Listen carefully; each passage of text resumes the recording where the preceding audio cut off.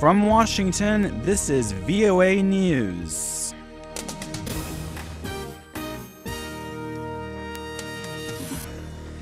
U.S. Secretary of State heads to Beijing to seek Chinese help in curbing North Korea's nuclear weapons program.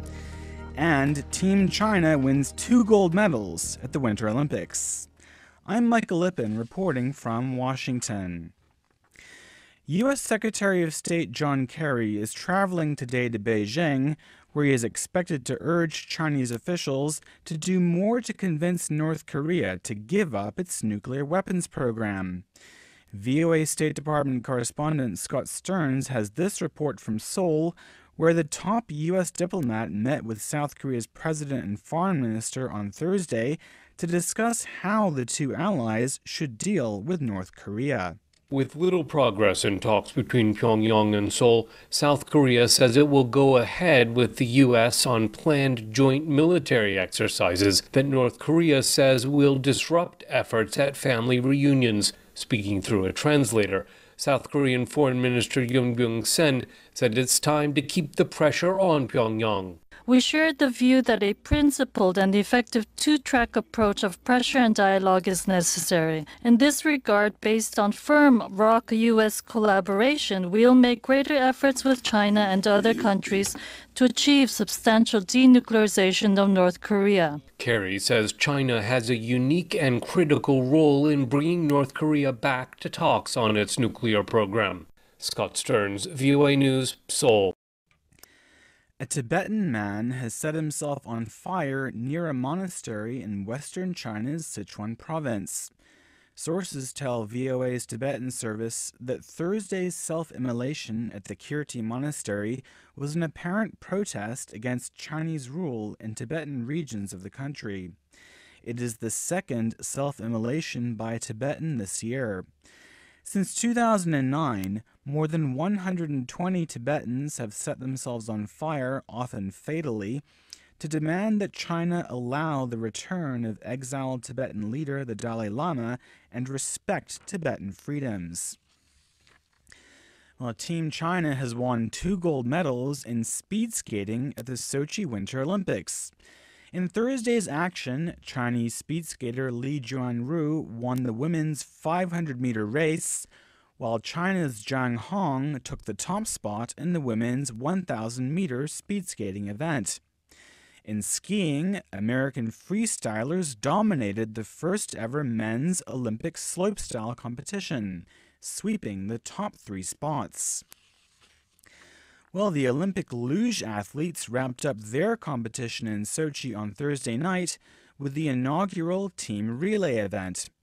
VOA's Park Brewer was at the Sankey Sliding Center in the mountains above Sochi and has this report.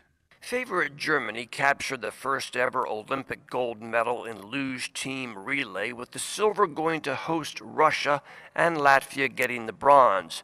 The Germans have won this event at the last 10 World Championships. It's one of the more intriguing new events that has been popular on the World Cup circuit this season. Finishes can be unpredictable because of possible false starts and crashes.